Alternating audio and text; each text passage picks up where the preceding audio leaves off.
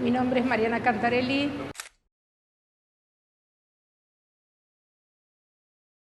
El recorrido que voy a plantear, que es muy modesto, muy sencillo, es construcción de un grupo del que formo parte, que hace más de 15 años venimos trabajando en espacios de formación y capacitación, sobre todo en el ámbito del sistema educativo y del sistema sanitario. Capacitación de equipos técnicos, ¿sí? Sobre todo vinculados con la gestión estatal. El Estado moderno es más joven que la Iglesia cristiana, unos cuantos años menos. Sin embargo, la reflexión construida en ese campo quizás no permita pensar, cambiando lo que hay que cambiar, algunas de las situaciones cotidianas de las que ustedes forman parte. La idea es construir un campo problemático. Como miembros de instituciones contemporáneas con responsabilidades distintas, seguro habrá gente con mayor o menor responsabilidad institucional, nos enfrentamos con una serie de problemas, desafíos y tareas, ¿sí? Eso no constituye un problema al que le podemos colocar una respuesta en regla. No es ampliar la cocina o reemplazar una luz. No es un problema técnico, es un problema institucional. Y un problema institucional es una pregunta que insiste, que uno intenta responder un poquitito, que se le ocurre algo para encarar, pero es una pregunta, en algún sentido, sin respuesta acabada. Estas preguntas quieren construir ese campo de problema sobre el que me gustaría que conversáramos hoy, ¿sí? Entonces, introduzco algunas de estas preguntas. No para que las respondamos, sino para construir ese fondo de problemas sobre el que vamos a ir conversando. Primera pregunta. ¿De qué hablamos cuando hablamos de instituciones? Hace un rato, medio de costado, en la exposición que hacía Pablo hace un rato, nos ofrecía una definición, ¿sí? Las instituciones son mediaciones que producen un sentido colectivo. Ahí tenemos una definición. Sin embargo, la segunda pregunta dice, ¿de qué hablamos hoy cuando hablamos de instituciones? Si tomamos como buena esa definición, nos podríamos preguntar si las instituciones siguen produciendo mediaciones cuyo producto es un sentido colectivo. Y si esto es así, ¿qué estatuto tiene ese sentido? ¿Cómo se inscribe, retomando algunas formulaciones que aquí se dijeron, en la cabeza, en el corazón, en el cuerpo de aquellos que forman parte de una institución? Tercera pregunta. ¿Qué decimos cuando decimos que las instituciones contemporáneas están en crisis? Porque sospecho, y temo no equivocarme, al menos en este punto, que todos de algún modo hemos dicho que las instituciones están en crisis. Si no de modo genérico, al menos dijimos la escuela está en crisis, la iglesia, el partido político, el sindicato, el Estado. Es un lugar común, casi podríamos decir que forma parte de nuestro sentido común afirmar tal cosa. Después, ¿qué significa? Es otro asunto, pero podríamos decir que es algo que está circulando en las instituciones más distintas. Cuarta pregunta. Supongamos que, aunque más no sea, a efectos prácticos, asumimos que las instituciones están en crisis. ¿Qué decimos cuando decimos que una institución está en crisis? Que está en crisis una forma histórica de mediación institucional, una que se construyó en un periodo histórico, supongamos la modernidad, o decimos que lo que está en crisis es la misma idea de mediación institucional, la misma idea de institución como forma de organización de la convivencia. Si hay una forma histórica que está en crisis es una cosa. Si decimos que lo que está en cuestión es la propia forma institucional, yo diría que estamos en problemas. No es que en el primer caso no estemos en problemas, pero estamos frente a otro tipo de problemas. Siguiente pregunta.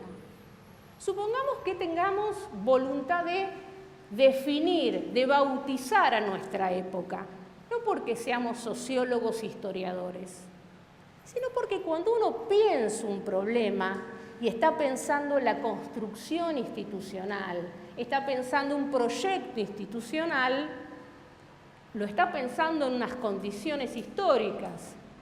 No es lo mismo pensar una institución educativa pastoral a fines del siglo XIX que a principios del siglo XX o a mediados del siglo XXI, por venir, o hace 500 años, porque las condiciones, el territorio, el entorno, el contorno de esa operación es variable. Esto es una obviedad, pero lo resalto para empezar a conversar.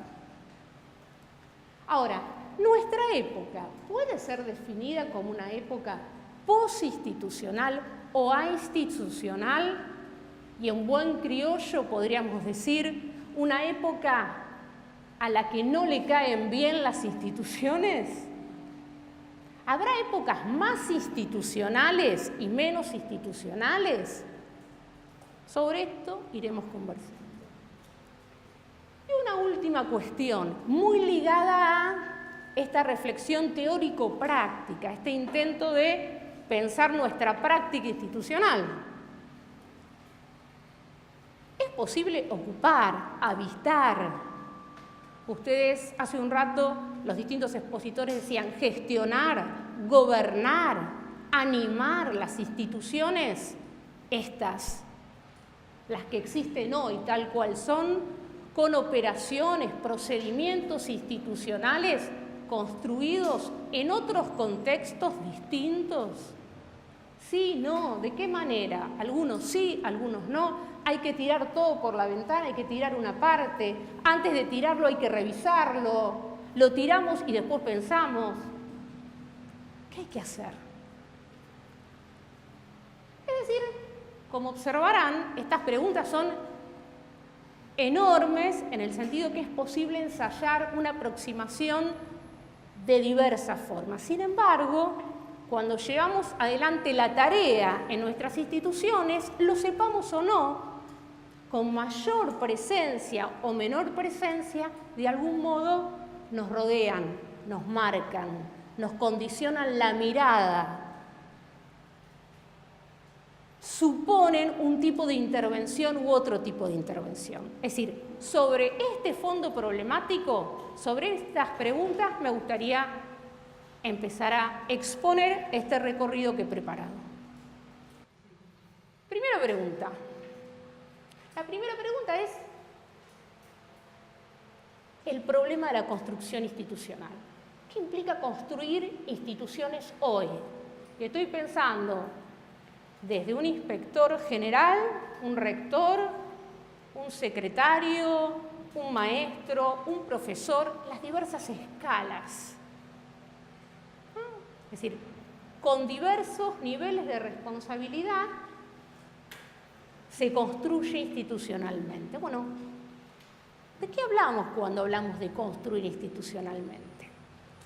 Para intentar rodear esta pregunta, vamos a hacer un primer recorrido que tiene que ver con situar el contexto. Sabemos que el contexto no lo explica todo, pero como dice la canción, pero ¿cómo ayuda? ¿Sí? No lo explica, pero nos permite pensar algo de la complejidad de la construcción institucional vinculada con una situación histórica y otra.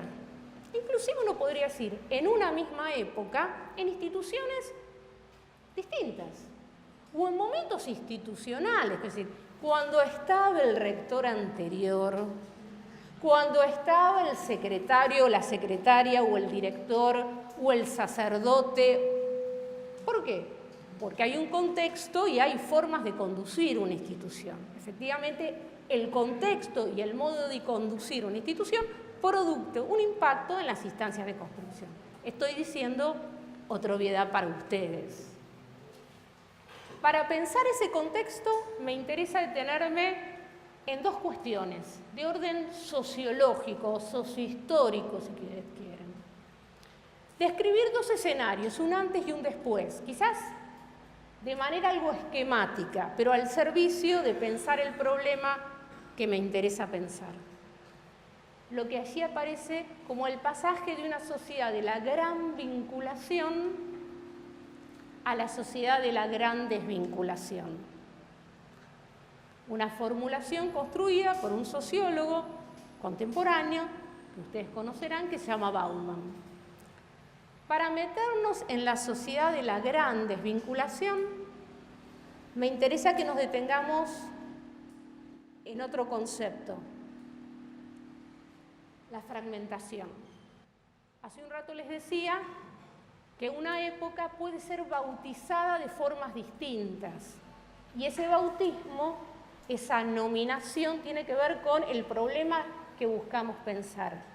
A mí me interesa que tiremos de ese hilo, de esa noción, de ese concepto, fragmentación, porque tal vez nos permita pensar el contexto, o al menos una dimensión del contexto donde hoy construimos institucionalmente. Pero la vida no es solamente la descripción del contexto, ¿sí? Sino que es un poquito más, o bastante más. Y en este sentido la reflexión no solo quiere describir la época, sino ofrecer dos figuras, dos tipos ideales en el sentido no de los que están buenos, sino de los tipos analíticos de ocupar las instituciones actuales. Verán que uno es más simpático que el otro, ¿sí? A uno lo hemos bautizado subjetividad demandante y a otro lo hemos bautizado subjetividad responsable. Se imaginarán cuál es el más simpático, ¿no? Acá, si fuera un truco de magia, diríamos que el mago ofrece el truco muy rápidamente, ¿sí? Lo muestra muy rápidamente. Vamos a describir esas subjetividades, ese tipo de cabeza institucional, y caracterizado esos tipos ideales, después nos vamos a volver a detener en la pregunta inicial, en la pregunta por la construcción institucional hoy, por los desafíos de la construcción institucional hoy. No porque ensayemos una agenda exhaustiva, sino para ofrecer dos o tres conceptos sencillos, modestos, para tratar de problematizar esas nuevas condiciones que la época le impone a la construcción institucional. Por el momento, una gran introducción, gran, extensa. Pasamos a la siguiente. Primera descripción.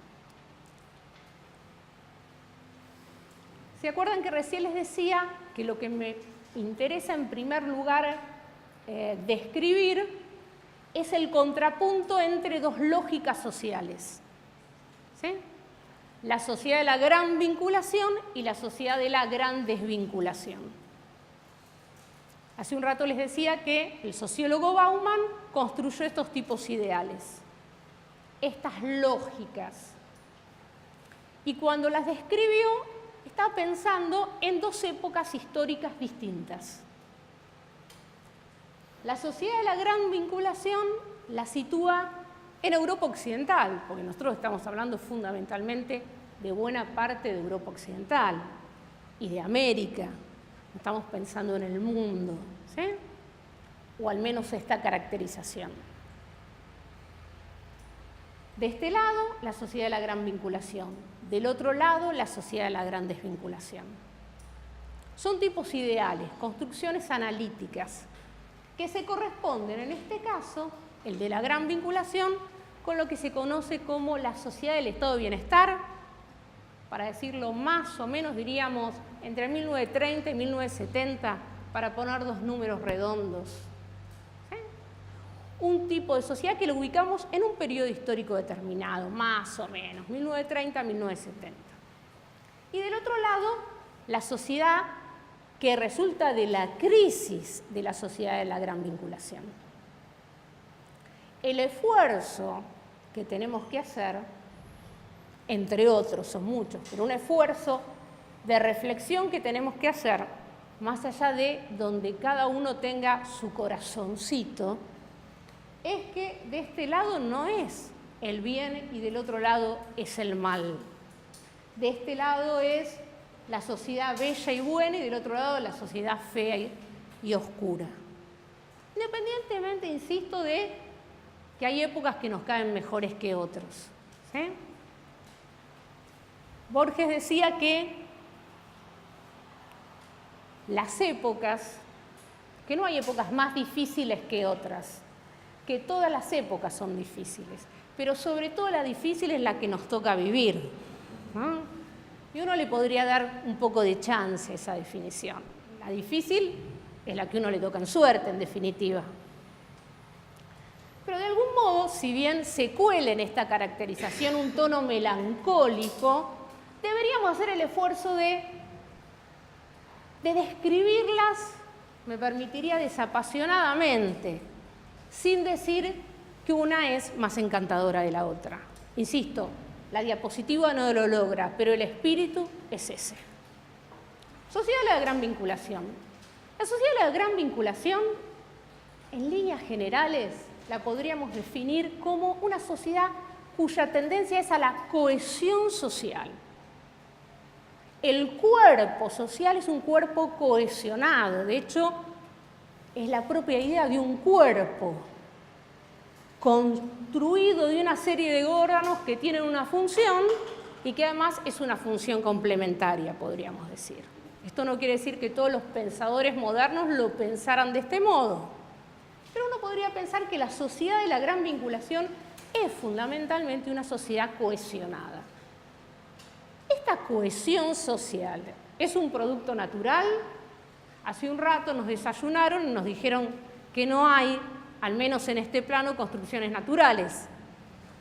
Así que esa cohesión social es resultado, para retomar una metáfora que no es la del organismo, sino la de la máquina, resultado de una máquina institucional.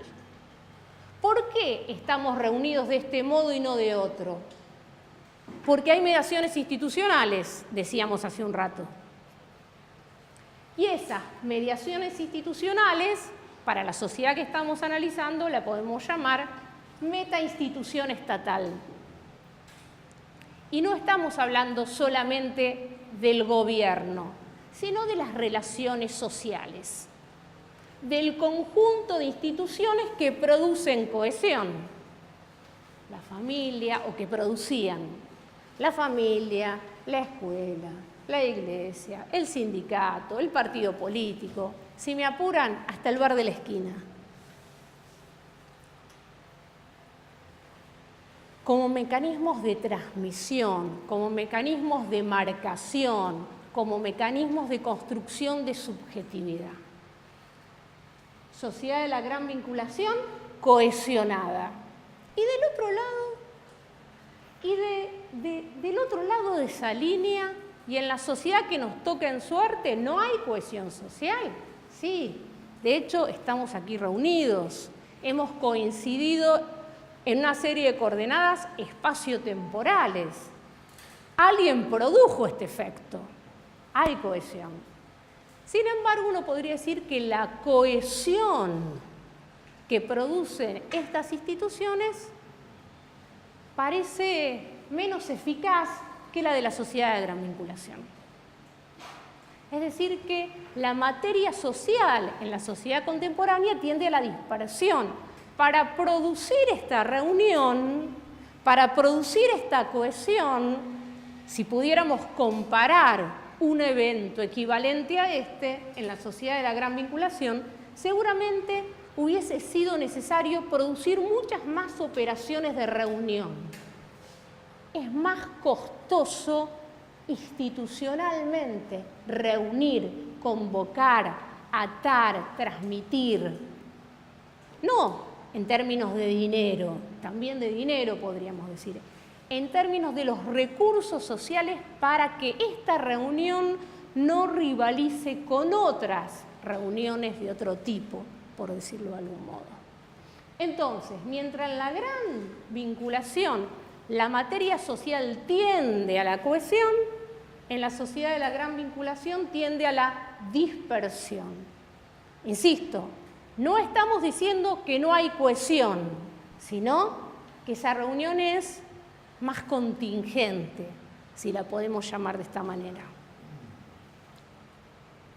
Uno podría pensar, ¿no hay metainstituciones en la sociedad actual? Sí, pero no tienen esa capacidad de marcación de la sociedad de la gran vinculación. Tal es así que algunos sociólogos, cuando describen a las instituciones actuales, las definen como instituciones zombie, medio vivas, medio muertas. Ahí.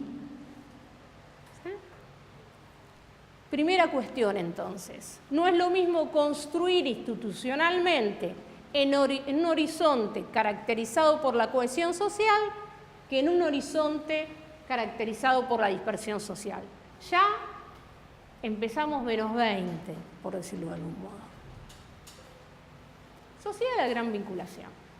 La sociedad de la gran vinculación fue caracterizada como una sociedad de masas, de grandes grupos sociales. Esta idea de que los individuos se reconocen formando parte de agrupamientos. La clase obrera, la clase trabajadora, la nación, una comunidad cristiana, una comunidad religiosa, grandes grupos. Esa es la sociedad de masas. Hay grandes agrupamientos que de algún modo construyen un vínculo entre la dimensión individual y la dimensión colectiva, donde esa dimensión colectiva es decisiva, relevante, marca esa subjetividad individual. No me atrevería a decir que la domina, pero sí que la constituye. En otro plano, podemos llamar a esa sociedad de masa subjetividades institucionales. Y explico un concepto que es el de subjetividad, por lo menos para la historia de la subjetividad. Cuando hablamos de subjetividad, estamos pensando en modos socialmente disponibles de pensar, de sentir y de actuar. Doy un ejemplo bien a mano. Pensemos en una congregación a la salesiana, por ejemplo. Otra congregación, ¿cuál podría ser? ¿Cómo? Jesuita. Uno podría imaginar que la subjetividad salesiana se caracteriza por un tipo de operaciones y procedimientos. Uno lo ve venir al salesiano, podría decir, o a la salesiana, cómo habla, cómo dice, cómo piensa, en qué debate interviene. Con el jesuita aplica lo mismo, lo huele, lo ve venir. Hay un modo de pensar la relación con lo divino, con lo humano, con la comunidad, el poder, hasta la naturaleza. Se ve, se siente, se lo reconoce sin que diga yo soy jesuita o salesiano. Inclusive algunos seguramente digan rápidamente que pertenecen a una congregación y otros no, y eso forma parte de esa subjetividad institucional. ¿Me explico? La sociedad de la gran vinculación produce subjetividades institucionales. Yo soy salesiano, yo soy radical, yo soy peronista, yo soy argentino. Hay una marcación institucional que me define mi pertenencia. Yo soy descendiente de italianos. ¿Sí? Hay una remisión a un conjunto de creencias que me define y me constituye. ¿Qué hay del otro lado? ¿Desaparecieron los jesuitas y los salesianos? Parece que no. Sin embargo, uno podría decir que esas subjetividades son menos institucionales y en algunos casos ainstitucionales. Doy un ejemplo a ver si esta caracterización resulta demasiado abstracta e inconducente en este caso. Hace unos años, con unos amigos, hicimos una investigación en un distrito de la provincia de Buenos Aires que se llama Avellaneda. ¿Sí? Hicimos un relevamiento sociológico de las fábricas hace más de 20 años. Y nosotros, por razones metodológicas, le preguntábamos a los trabajadores de esas fábricas cómo se definían a sí mismos. ¿Cómo se podía definir un trabajador de más de 40 años? Como un obrero, como un trabajador, ¿sí? Como un hombre de la UOM, como peronista. Es decir, que su identidad estaba anclada a las condiciones de trabajo o alguna identidad derivada de ocupar ese lugar. ¿Vamos bien hasta aquí? Hay una revisión a ese espacio de ocupación, a esa institución. Metalúrgico, por ejemplo. ¿Qué pasaba con los menores de 30 años y menores de 40 años? ¿Cómo se definían en general? No decían soy de la UOM, soy metalúrgico, soy obrero. Decían soy hincha independiente, soy de Avellaneda, soy ricotero, soy Stone. Uno podría decir, ¿eso no es una identidad? Sí, pero es muy distinto que un obrero que trabaja en una metalúrgica remita su identidad a la pertenencia, al lugar de trabajo, a la militancia política o gremial, que a un consumo cultural. Hay una diferencia. Nos confronta con algo. Insisto, tenemos que hacer el esfuerzo de no decir bien y mal, lindo, feo, pero hay una diferencia que no podemos dejar de tener en cuenta si pensamos la construcción institucional.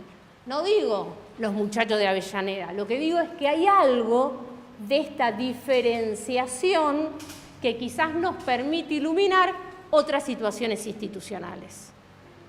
Entonces, cuando hablamos de la sociedad de la gran desvinculación, estamos hablando de estas subjetividades institucionales, fragmentadas, que no necesariamente remiten su identidad al lugar que ocupan. Última cuestión para esta primera caracterización. Un gran historiador francés, Braudel, decía, donde hay sufrimiento, huelo carne humana, que era un modo elegante de decir, los hombres sufren en todas las épocas. Es decir, nuestro antídoto con armar el ranking de las épocas más o menos felices. Uno diría, ¿por qué sufrían hombres y mujeres de la gran vinculación? Pensemos que en la sociedad moderna hay 2 o 3 grandes asuntos, quizás en todas las sociedades. El amor, la vocación y la política. Bueno, algunos dirán, sí, el fútbol, la literatura, sí, por supuesto, hay otras cosas importantes. Uno dirá los grandes asuntos, la fe también, lo debo ingresar en la agenda. Pero uno diría, ¿por qué sufrían estos hombres y mujeres? Sí, sufrían por estas cuestiones, porque una institución les marcaba que esto era de una determinada manera sí o sí, que el matrimonio era para siempre, que permanecer en un trabajo era eterno. Yo entraba en el correo y me jubilaba en el correo y además iba a lograr que mi hijo ingresara en el correo. Casi una aristocracia obrera, diría Lenin, ¿sí? La transmisión. Eso produce sufrimiento. Esa idea de que no hay modo de salirse de esa secuencia. Por eso, cuando analizamos el malestar moderno, solemos decir que el sufrimiento es por vinculación, por excesiva vinculación. En oposición con la sociedad contemporánea o de las grandes vinculaciones, que más bien pareciera lo contrario. Esto no quiere decir que no haya sufrimiento por vinculación en la sociedad contemporánea. Dios no lo permita. Lo que estoy diciendo es que además de esa forma de malestar existe otro. Y ese otro está vinculado con un contexto de época. La fragmentación, la desvinculación. Por eso, muchas formas de construir institucionalmente en la sociedad de la gran vinculación tenían que ver con romper y armar otra cosa. Frente a la excesiva vinculación, yo rompo y armo otra cosa. Mientras que en la sociedad de la gran desvinculación, más bien, la construcción institucional tiene que ver con articular mucho de eso que está desarticulado.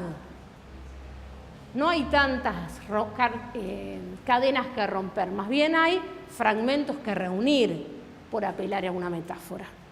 La primera idea era poder hacer un contrapunto entre la sociedad de la gran vinculación y de la gran desvinculación y de algún modo preguntarnos a la luz de este contexto las diferencias entre construir institucionalmente en un contexto y en otro. Pero como nos ha tocado en suerte la sociedad de la gran desvinculación, pues será necesario indagar en algunas dimensiones de esta sociedad de la gran desvinculación. Y para eso me interesa retomar esta idea de fragmentación, este concepto de fragmentación que de algún modo puede iluminar algo del horizonte epocal de nuestra situación contemporánea. Hay tres conceptos: anomia, heterogeneidad y fragmentación. Son tres conceptos que pueden resultar parecidos y sin embargo remiten a situaciones relativamente distintas y hasta antagónicas, podríamos decir, en algún sentido. El concepto de anomia es un viejo concepto de la sociología que acuñó un sociólogo francés llamado Durkheim, fines del siglo XIX, principios del siglo XX, para pensar una situación de cambio que no es la nuestra, sino la de un siglo atrás, el pasaje de la comunidad a la sociedad. Es el pasaje de la comunidad rural, por decirlo de algún modo, al proceso de organización social de las grandes ciudades modernas. Cuando Durkheim analiza esa situación, dice muchas cosas, pero hay una que me interesa traer aquí a colación. Durkheim dice: en la comunidad antigua, los más jóvenes obedecen a los viejos fundamentalmente por lazos de parentesco. Cuando el papá del campesino le dice: Roberto, anda a cortar la leña, Roberto va a cortar la leña. ¿Por qué? Porque se lo dijo el padre. Y ahí se acabó la discusión. Entre Roberto, anda a cortar la leña, y María, anda a trabajar a la fábrica industrial post primera revolución industrial, sucede en el medio algo que podríamos llamar capitalismo. ¿Y qué va a implicar? Que el campesino ya no trabaja su tierra, sino que vende su fuerza de trabajo a cambio de un salario. María había dicho, cuando va y obedece al patrón, ¿lo obedece por qué? ¿Porque es su padre? No, porque hay una transacción de otro orden dando vuelta ahí, una transacción de orden económica, ¿sí? Todos sabemos mal que mal cómo funciona el capitalismo. Pero ¿por qué me interesa marcar esto? Porque lo que Durkheim dice es, en la sociedad donde estaba nuestro amigo que iba a cortar la leña, Roberto, había un sistema normativo doméstico que cubría prácticamente el espectro de todas las relaciones sociales. Porque Roberto iba a vivir con su padre hasta el fin de sus días, iba a armar su familia, pero todo se iba a organizar en gran medida en torno de las cuestiones parentales. En la sociedad nueva no. Y Durkheim dice, hay anomia. ¿Por qué? Porque no hay un sistema normativo, estará en construcción, capaz de regular las relaciones entre estas nuevas clases sociales. Para esa situación, Durkheim construye el concepto de la anomia, que remite a la idea de que hay nuevas situaciones sociales y no hay, ¿cómo decirlo?, un sistema normativo que las encuadre, que las regule. ¿Sí? No parece ser nuestra situación en el sentido en que la mayoría de los casos hay sistemas normativos, pero esos sistemas normativos no tienen capacidad en muchos casos de regular, enmarcar esa situación que se presenta. Entonces, cuando nosotros hablamos de fragmentación, no estamos pensando en sentido estricto en la existencia de un sistema normativo. Tampoco estamos pensando en la heterogeneidad de las situaciones. Estamos pensando específicamente en dos cuestiones que me interesa definir a continuación: fragmentación social y fragmentación político-institucional. ¿Qué decimos cuando decimos fragmentación social? Que hay una suerte de ausencia de reciprocidad. Ustedes saben que los sociólogos dicen que existen los prejuicios positivos, que los prejuicios positivos son los que nos orientan. Yo entro en una escuela y supongo que más o menos, sin conocer el plan institucional, la escuela funciona de determinado modo, hay maestros, hay estudiantes, se espera de los estudiantes algo, se espera de los maestros algo, se espera de los directores algo, se espera algo que la convención social así lo establece, no porque haya estudiado ciencias de la educación o historia de la pedagogía, porque las escuelas uno supone que funcionan de determinada manera. Esa idea de que yo espero de otro actor social algo está en cuestión en la sociedad contemporánea. Ya no es tan claro qué espero de ese otro que se presenta, que el maestro funcione de determinado modo, que el sacerdote funcione de determinado modo, que los estudiantes sean como yo me imaginé que tenían que ser. Y ahí empieza, por decirlo de algún modo, el problema, el lío, el desencuentro, porque eso que se presenta no responde a lo que yo esperaba que se presentara. ¿Vamos bien hasta aquí? ¿Sí? A eso lo llamamos ausencia de reciprocidad, que eso que espero no viene. Y como yo espero algo y no viene, del otro lado también esperan algo de mí y no necesariamente lo encuentran. Un aspecto de la fragmentación tiene que ver con eso. Y en una institución que es un juego de espejos, esto tiene un impacto sin duda perdurable. Fragmentación político-institucional. Uno podría decir, volviendo a la diapositiva anterior, ¿se acuerdan cuando decíamos que la sociedad de la gran vinculación es una sociedad cohesionada? Bueno, acá estamos diciendo lo contrario, el revés. La tendencia a la dispersión es esta idea de fragmentación. Ya no es tan claro la articulación entre las distintas instituciones. Yo espero de la familia algo desde la escuela y sin embargo la escuela espera algo y no se presenta. Muchas veces, en lugar de verificar si un proceso de articulación institucional, observamos como archipiélagos que no están conectados, que están desarticulados. Como decía un viejo pensador griego, un brazo separado del cuerpo no es un brazo. Nuestro contexto de construcción institucional se parece a ese juego donde no es que no haya reciprocidad, pero escasea, donde hay niveles de desarticulación que complican la articulación entre las diversas instituciones, entre las instituciones y dentro de las instituciones. Es decir, que la construcción institucional actual opera en un contexto de fragmentación. Es decir, que el horizonte, el terreno sobre el que hay que operar, se parece a eso.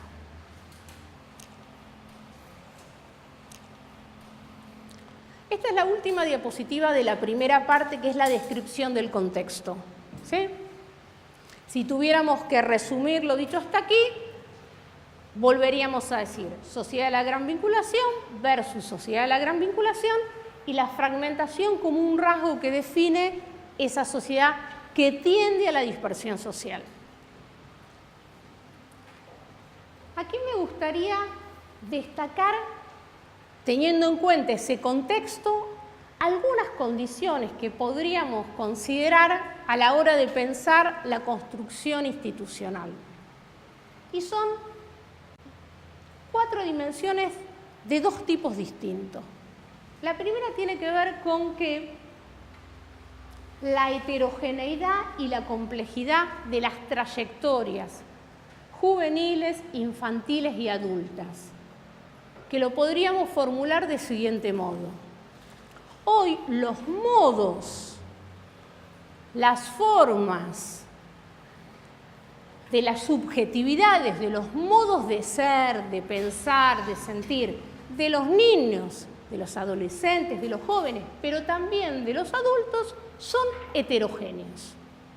Ya no es esperable suponer que la trayectoria de un adulto promedio sea representativa, sino que el modo de transitar la vida, de desenvolverse en esas trayectorias vitales es heterogénea y es compleja en el sentido que no se parece necesariamente a las formas de la sociedad de la gran vinculación. Es decir, que si se trata de trabajar con los jóvenes, con los adolescentes y con los niños de la sociedad contemporánea, no hay una forma. No porque en la sociedad de la gran vinculación hubiera habido una única forma, pero cada vez son más heterogéneas y complejas.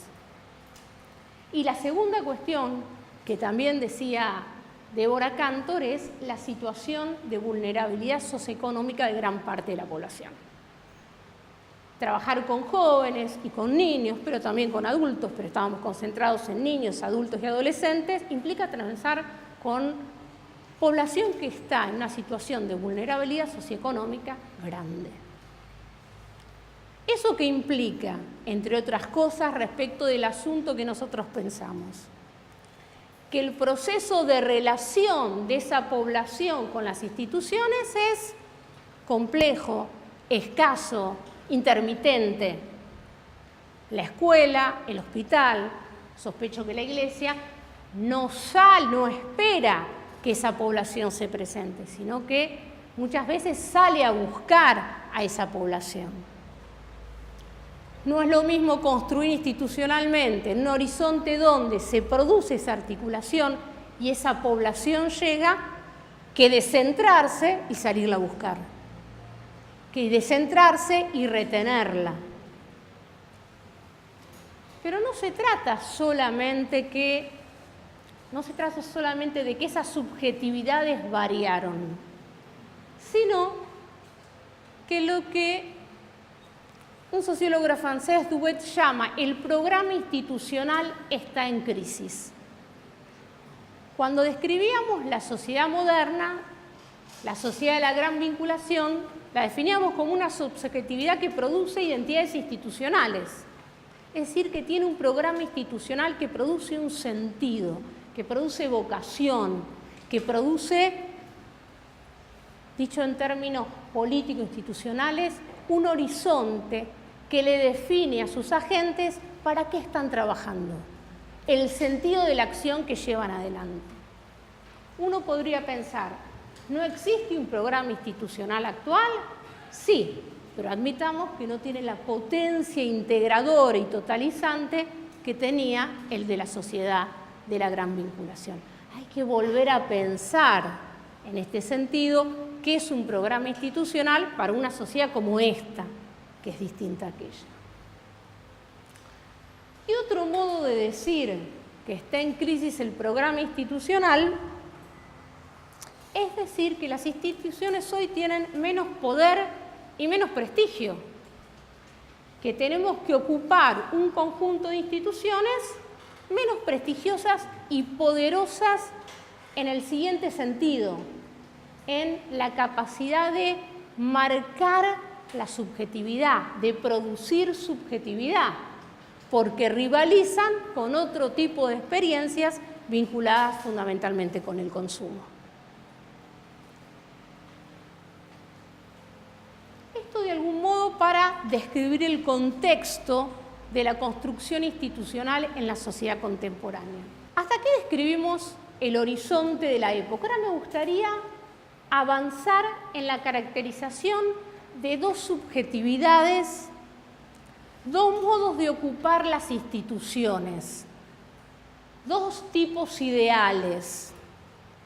¿Se acuerdan que al principio a uno la llamamos la subjetividad demandante y a otra la llamamos la subjetividad responsable? Esta caracterización surge de la observación empírica, podríamos decir, empezando por uno mismo, por decirlo de algún modo, ¿sí? Y lo que busca es caracterizar ciertos modos que los individuos construyen con las instituciones. Ciertos modos en que los individuos pensamos las instituciones y nuestra relación con las instituciones. ¿Se acuerdan que hace un rato yo les decía que una subjetividad son formas de pensar, de sentir y actuar socialmente establecidas? Bueno, el demandante es un modo de colocarse en las instituciones. El responsable es otro modo de colocarse en las instituciones. Me acuerdo que hace unos años, cuando discutíamos sobre estas cuestiones con una colega en la provincia de Buenos Aires, nos decía, en verdad todos tenemos un poco de subjetividad demandante y un poco de subjetividad responsable. Depende de la situación y del contexto. ¿Sí? Avancemos con la primera caracterización. ¿Qué hablamos cuando hablamos de subjetividad demandante en el terreno de la construcción institucional? Y aquí sospecho que se van a reconocer a ustedes mismos y sobre todo a los otros, porque de eso se trata, ¿no? Estamos hablando en principio de un tipo de subjetividad que piensa desde los derechos y no desde los deberes. Lo que para el análisis institucional es la posición de demanda, no de necesidad, sino un modo subjetivo de relación, diría, con el mundo, con el cosmos, con las instituciones, con los otros. ¿Y por qué se caracteriza esa subjetividad de demanda? No sé si recordarán un verso de una canción de un rock argentino que dice, no sé lo que quiero, pero lo quiero ya. ¿Sí? Bueno, ese es el demandante. Ahora, dicho así, no se trata más que de un verso de un rock and roll. Si tuviéramos que desentrañar al demandante, porque el demandante es un astuto, no es un tonto, es un sujeto que construye el modo de desembarazarse de la responsabilidad. Y desembarazarse de la responsabilidad y quedar bien parado no es una operación sencilla. Entonces, el demandante tiene aspiración, podríamos decir, de filósofo. Entonces, teoriza acerca de por qué se retira. Para describir este funcionamiento, construimos la idea de fuga y a la luz de la observación empírica armamos una tipología. A ustedes se le van a ocurrir otras formas cuando avancemos en la caracterización y con todo gusto las añadiremos a nuestro álbum. ¿Qué es la fuga? Un modo de retirarse y justificar discursivamente por qué no hice algo que en principio debía hacer. ¿Qué dice el demandante cuando fuga al pasado? Y esta seguramente nunca la escucharon. Yo la verdad no tengo ningún problema en hacer lo que me decís, pero bueno, la verdad, ponete en situación. Esta época comparada con hace 20 años, no la podés comparar. Acá la gente no se pone las pilas. Esto no es el Concilio Vaticano II, por tirar al azar una fecha, un acontecimiento poco relevante del siglo XX. La idea de la fuga al pasado es la idealización de una situación anterior. En el campo de la política y del amor también sucede, ¿no? Una época pasada se congela y se convierte en una situación extraordinaria. Extraordinariamente buena en composición, en comparación con la situación actual, que resulta francamente poco interesante, a la luz de este contrapunto. Relevado de eso, hasta que no venga algo equivalente al Concilio Vaticano II, ni nos ponemos a conversar. Armate el próximo concilio y me llamas por teléfono, ahí estoy al pie del cañón, pero armámelo.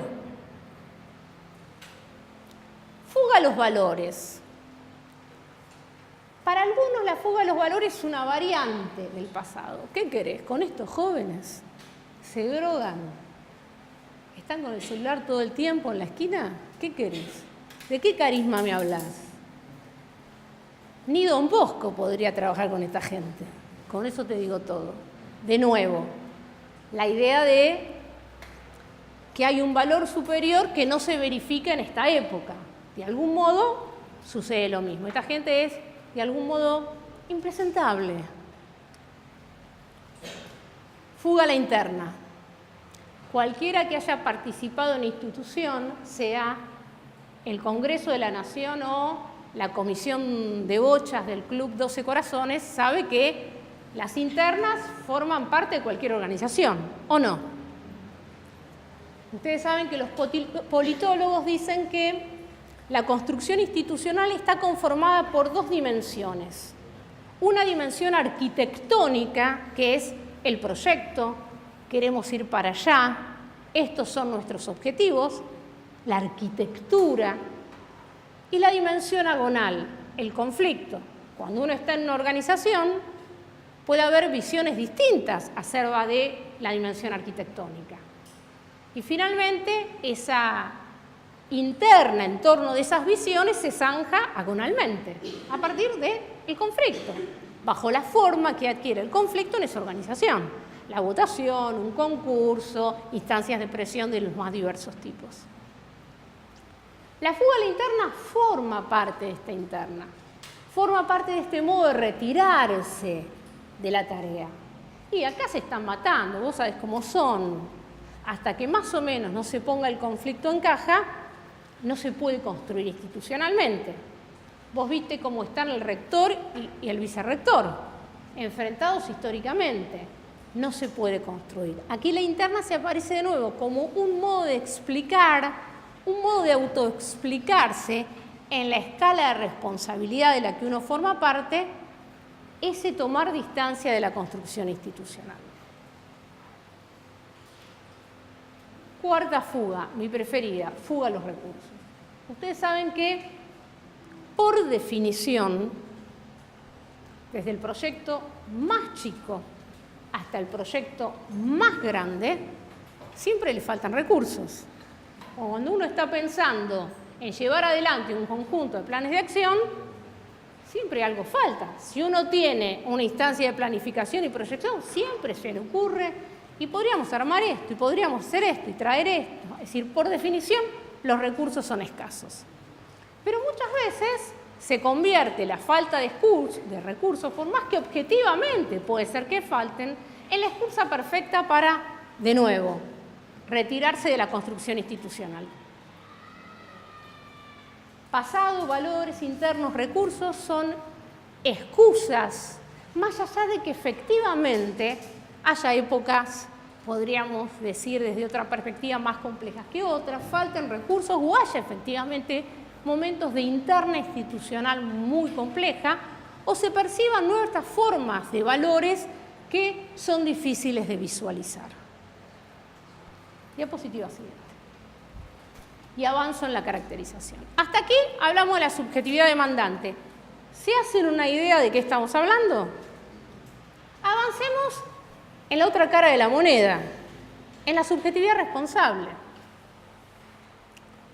Uno podría imaginar que para una organización y para una institución hay épocas que son más complejas que otras. Sí. ¿Hay momentos de mayor expansión y de mayor contracción? Sí.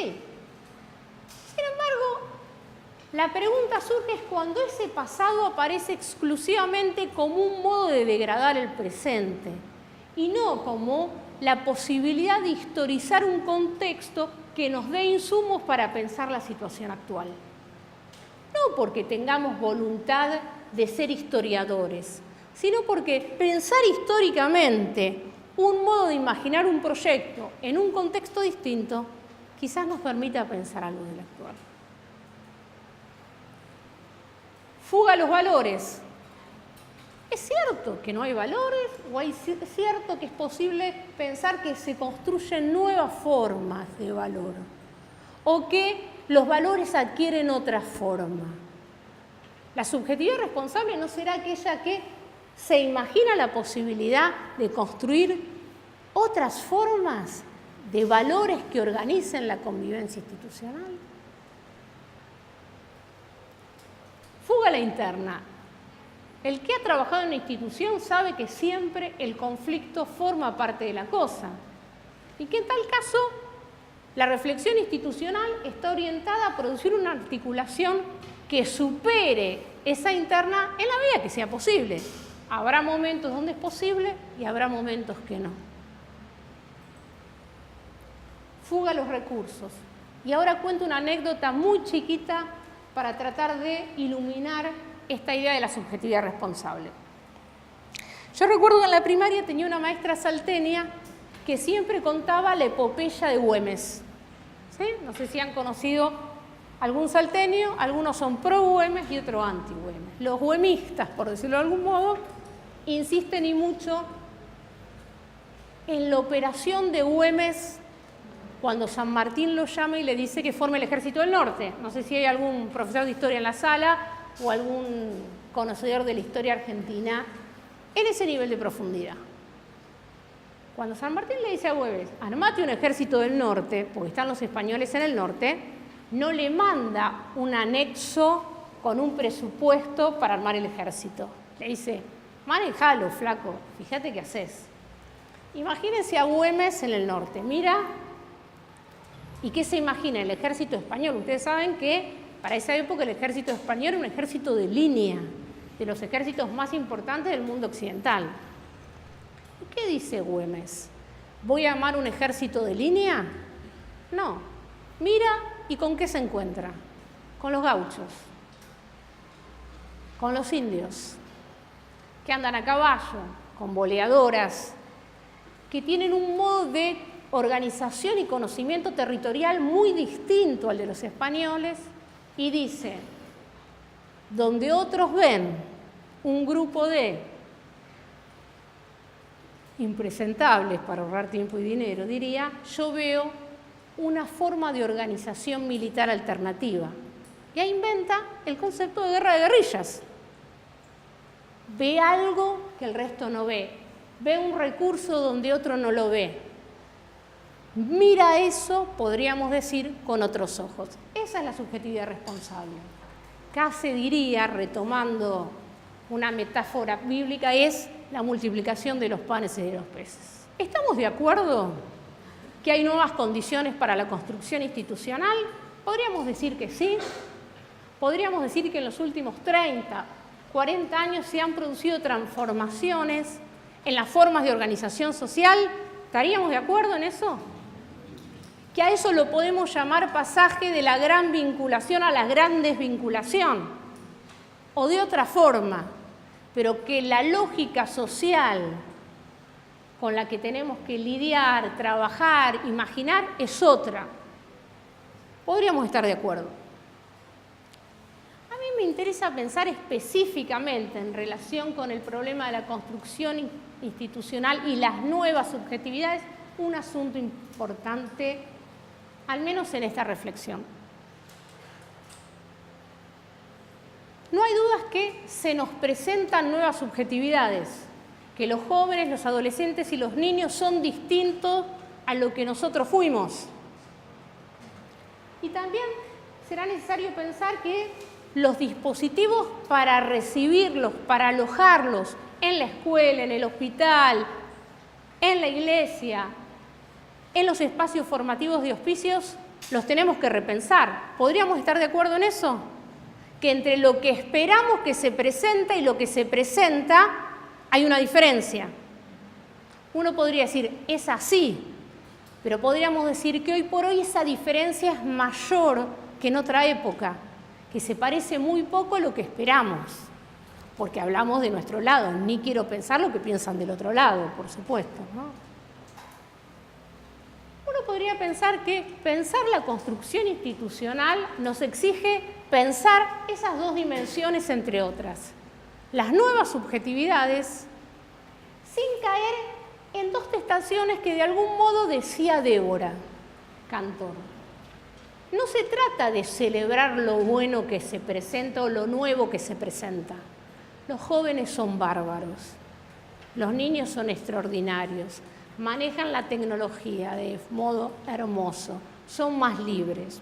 No se trata de celebrar eso que se presenta, tampoco se trata de despreciar, son impresentables, no como nuestra época.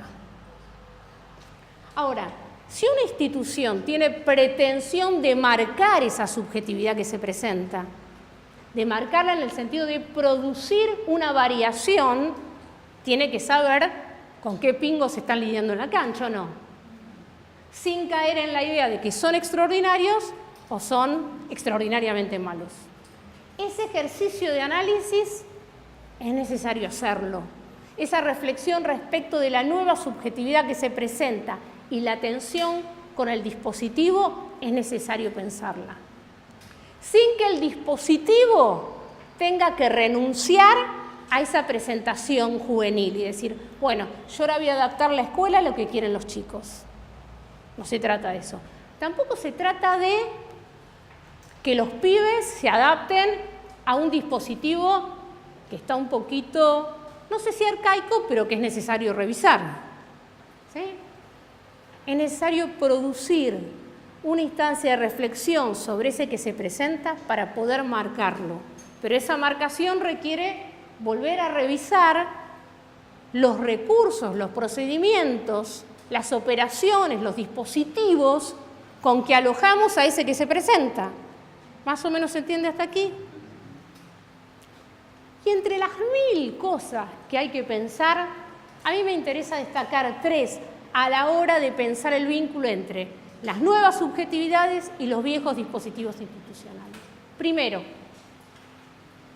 tenemos que pensar las trayectorias y las subjetividades que se presentan, que son distintas. ¿En qué consisten? No renunciar a producir una afectación en eso, pero entenderlo. Si no nos entendemos, es un lío. Segundo, imaginar que hay nuevos territorios para esa construcción institucional. Si la escuela se queda esperando que se presente ese, es un lío. Si el hospital se queda esperando que se presente ese, es un lío. ¿Cuál es el territorio de la escuela? ¿La escuela, el edificio o más allá de eso? Lo mismo aplica para el hospital o por cualquier institución. ¿Cuál es el territorio de construcción institucional?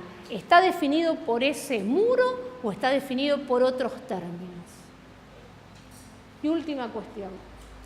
Los problemas institucionales actuales son tan complejos que nadie puede, solito, con su alma, inclusive con Dios de su parte, hacerse cargo solo. Necesita ayuda. Entonces, pensar qué hacer, la vieja pregunta leninista, qué hacer con esas subjetividades si no renunciamos a marcarlas, va a exigir por lo menos pensar en qué consisten esas trayectorias, imaginar formas nuevas, pensar los nuevos territorios de construcción política y pensar nuevos socios para esa articulación. Si no, inclusive con Dios de nuestro lado, no vamos a poder.